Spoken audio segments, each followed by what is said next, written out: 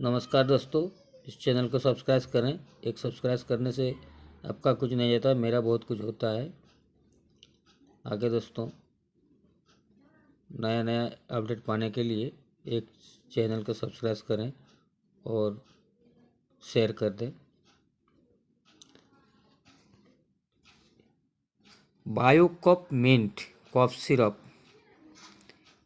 बहुत ही गुणकारी सिरप है। ये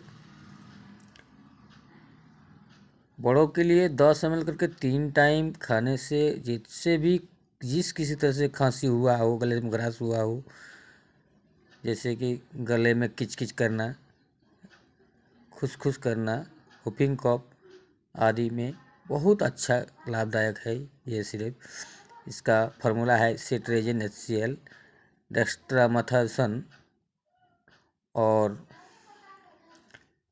फेनरमाइन मलेलेट HCl सिरप है। बहुत ही अच्छा है।